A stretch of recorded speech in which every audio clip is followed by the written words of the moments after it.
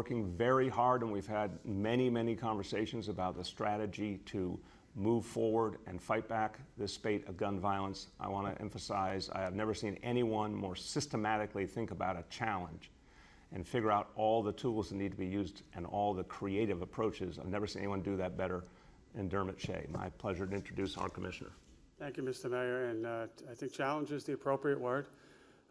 We know where we've come from the last 4 months, but what's important for the New York City residents to know is we are incredibly focused on pushing back on the recent violence that we've seen throughout New York City, but very much localized in certain neighborhoods and even certain blocks. The men and women of this police department, the leadership of this police department is there for the residents, will continue to be there for the residents, and we are absolutely committed to making New York City streets safer. We have no intention of giving back to gang members any blocks that we have earned with our own sweat and blood over the years. With the recent uptick in violence, I have had a number of meetings over the last several weeks, both internally and externally.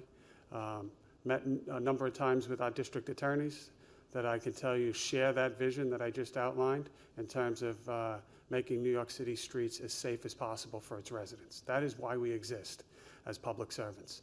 In terms of what we've been seeing across New York City, we've been seeing a sharp uptick in gun violence. When you look at certain neighborhoods, we've seen some neighborhoods in Harlem. We've seen some neighborhoods in South Jamaica have an uptick, certainly. But the biggest problems that we've been seeing has been in the Bronx and Brooklyn. We are moving all available resources to those areas. You'll see increased foot patrols as well as officers in uniform in marked police cars. We'll also be overlaying that with increased technology, everything from cameras that are mobile to license plate readers and everything in between. And all of this is being done to really focus on that small number of people that frankly just don't get it. We're going to need help on this. We're going to need help from district attorneys, lawmakers, all community, all coming together, cooperation, but I am very confident that we can turn this tide as we move forward out of this. I can tell you just since Monday, we have had 13 arrests in shootings just this week. Now, these incidents didn't occur this week, but 13 arrests as recently as last night, where uniformed patrol officers on the Upper West Side responding to a shots fired job, make an arrest minutes after a shooting had taken place. We have a lot of work to do, but I am confident that together with community affairs, with the community, with all partners and stakeholders working together, and with crystal clear deployment and laser focus, we can turn this tide. Thank you very much, Commissioner. I want to emphasize something the Commissioner's talked about, I've talked about. The Commissioner met with the Office of Court Administration, the state office that runs our court system, and with the 5 DAs. And I know everyone earnestly wants to get the criminal justice system up and running again. I really do. I just want to emphasize that the City of New York will do anything and everything to help the Office of Court Administration bring back our court system, but not in just dribs and drabs. We want the court system back as fully as possible, as quickly as possible, so we can address gun violence, so we can make sure there are consequences for anyone who harms another New Yorker. So I want to emphasize how the NYPD, the City of New York, we will do anything and everything to help, but we need that to happen quickly, and we need that to happen fully so we can really turn this corner. With that, let me talk about turning a corner in a different way, and that's phase 4. And this is good news. We are moving forward with phase 4 on Monday. Now, the state of New York is finishing some work today into this afternoon on the specifics, and they'll have a formal announcement later on.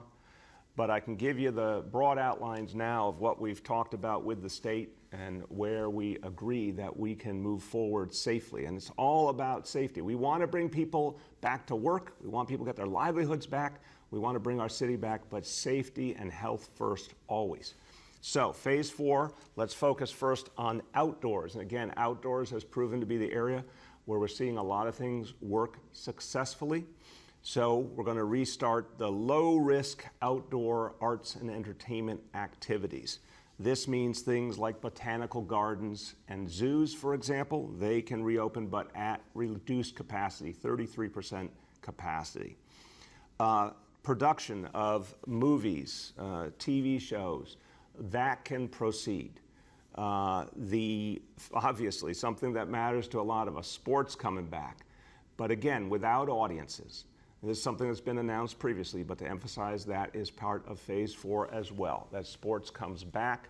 We'll get to watch it on television. I think it's going to be a great relief to a lot of us, and then particularly to all the baseball fans out there, and I'm one of them. We are so happy to see baseball coming back next week. Now, outdoors looks very good. Indoors is where we have concerns. Some indoor activities can exist with the proper restrictions, but there's going to be care when it comes to indoors.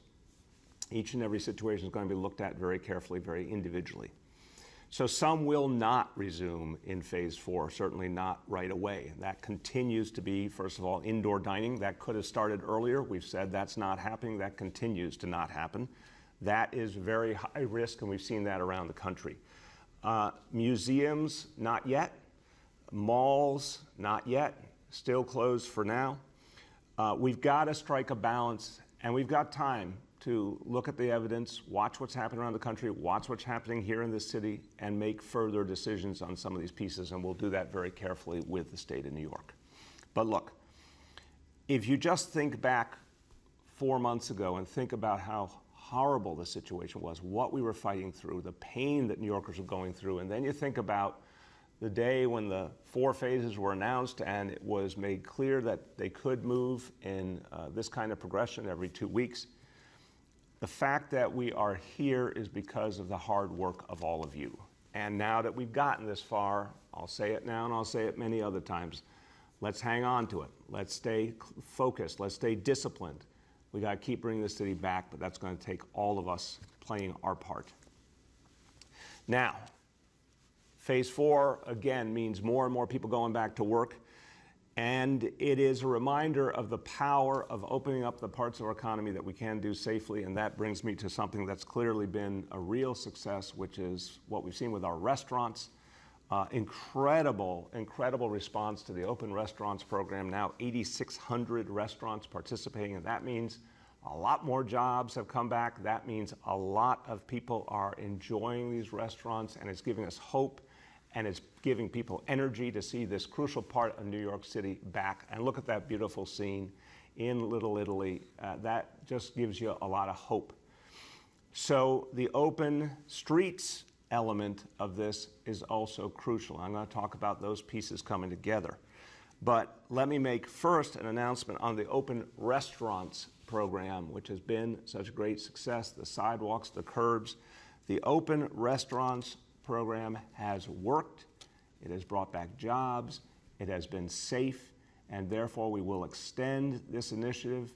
The restaurants will be able to use the sidewalks. They'll be able to use the curbs through September, through October. We're extending this to October 31st.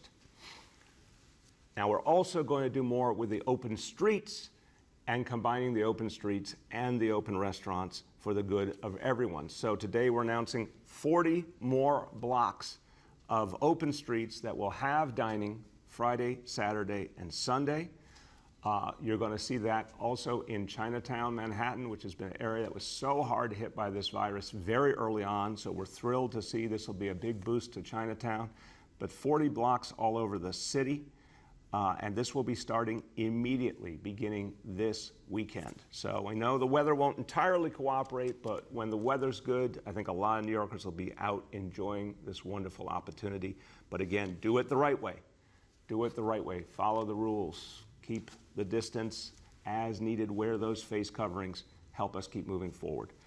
A couple of things to conclude. One topic I come back to often, alternate side parking. So we've had alternate side parking off for much of the time of this crisis. We do need to bring it back when it's important to clean up some more. So we're going to bring it back for next week. And I want to emphasize, because there's been some confusion and we're really going to work hard to get this right for people. For folks who have alternate side parking, so it'll be on next week, if you typically just move your car once a week on your side of the street, then just do as you would normally do with alternate side parking. If you're on one of those streets with multiple times a week, and you see the image on your screen, if you're on the street with multiple times a week, we're trying to move off that going forward. In that instance, just move it on the last day indicated on the sign on your side of the street. Remember, your side of the street is what matters, and the sign on your side of the street. So as you see on the visual, ignore the first day, go to the last day, and that's the one time we need you to move your car during the week when alternate side is in effect. And we're going to do a lot more to explain that to the people of this city, and particularly folks on those blocks going forward. Okay, let's do our indicators. First, number one, daily number of people admitted to hospitals for suspected COVID-19, threshold of 200. Today's report, 75 patients. Number two, daily number of people in health and hospitals ICUs, threshold 375. Today's report, 314 patients. And people tested citywide, number three, tested citywide positive for COVID-19, threshold is 15%. Once again today, 2%, a very good number. Really striking consistency, and that is a credit to all of you. Few words in Spanish. Nuestra ciudad ha estado trabajando duro para evitar propagar al virus. Y lo estamos logrando. Este lunes, la ciudad de Nueva York podrá comenzar la cuarta fase del reinicio. En esta fase, regresaron muchas actividades al aire libre, incluyendo el béisbol. Vamos a seguir trabajando para que los neoyorquinos puedan regresar a sus empleos y disfrutar el verano también. Yes, Commissioner, baseball sounds the same in Spanish. That's right. You can say that. Everybody, we will now turn to questions from our colleagues in the media, and please let me know the name and outlet of each journalist. Hi all, just a reminder that we have with us today Police Commissioner Shea, Transportation Commissioner